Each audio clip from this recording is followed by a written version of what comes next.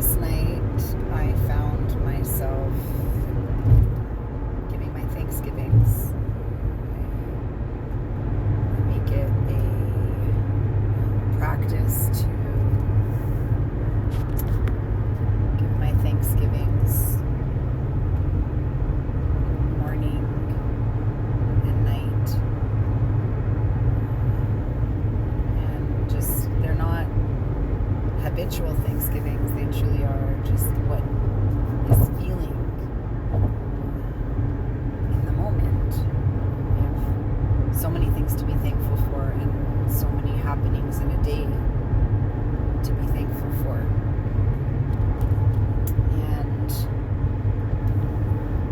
so I found myself giving my Thanksgiving for all the happenings in my life, the bitter and the sweet, and in understanding that it takes the bitter sometimes, if not all the time, to wholly appreciate the sweetness in its entirety. And I do feel that holds a lot of truth.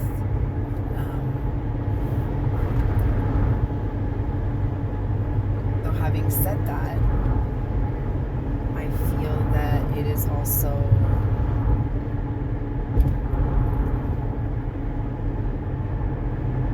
what's coming is like a moment in time,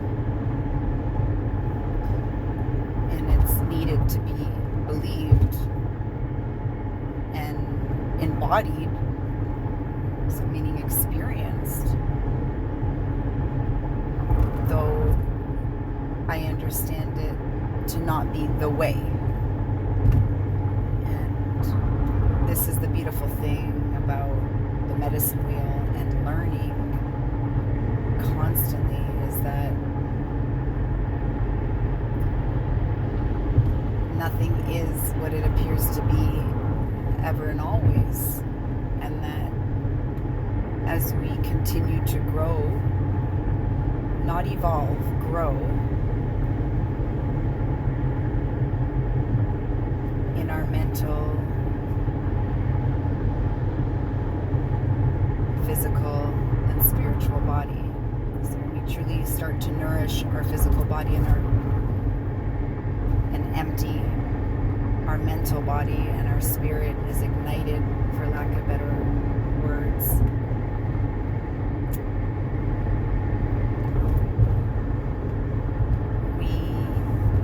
we sit in a different seat.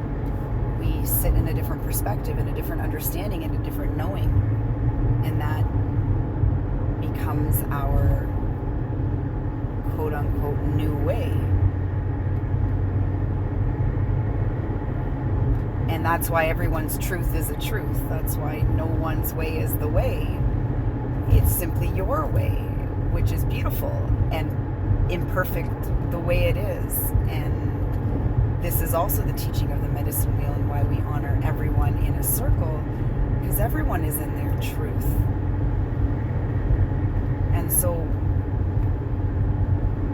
when we move into this different understanding, or teaching, or knowing, or I feel that's the best way to express that.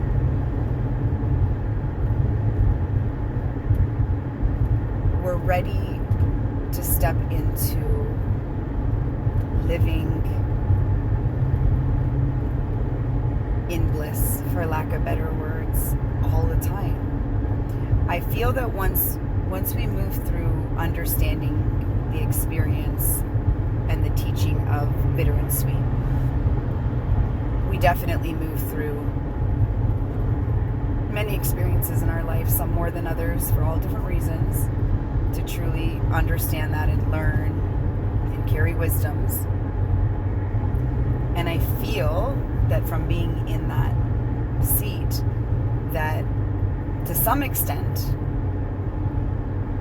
there's almost an expectation of the bitter coming at some point.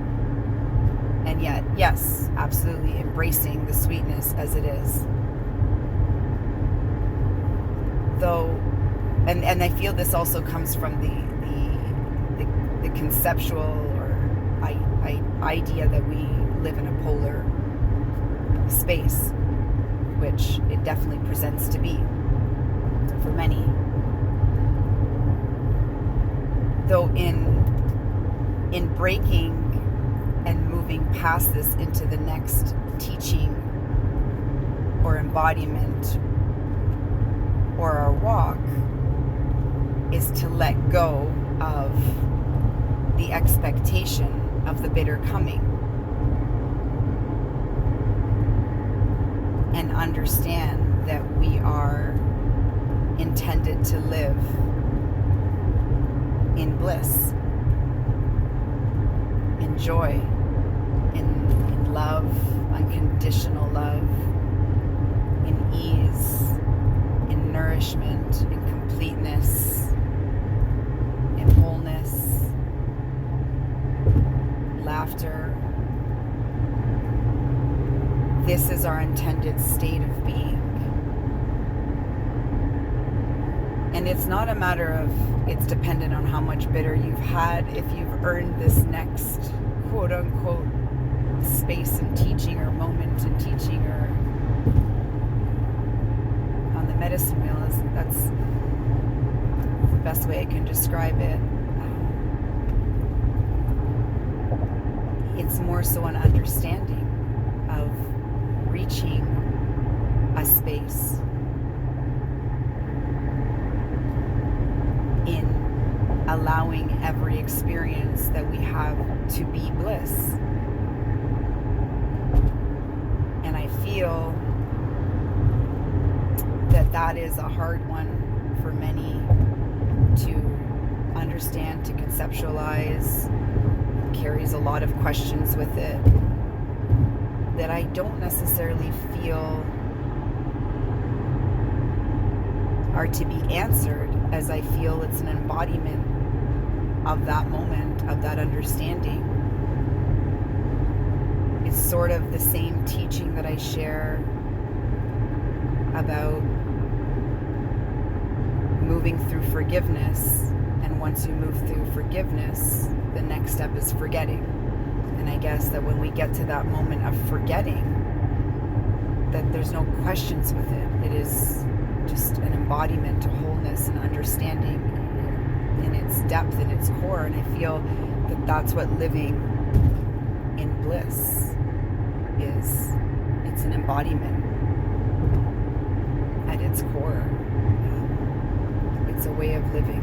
It's a way of perceiving.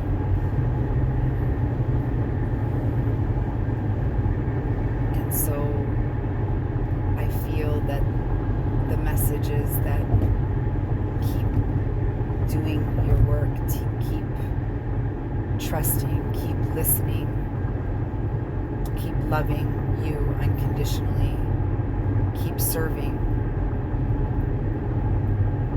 because bliss, eternal bliss, is right around the corner.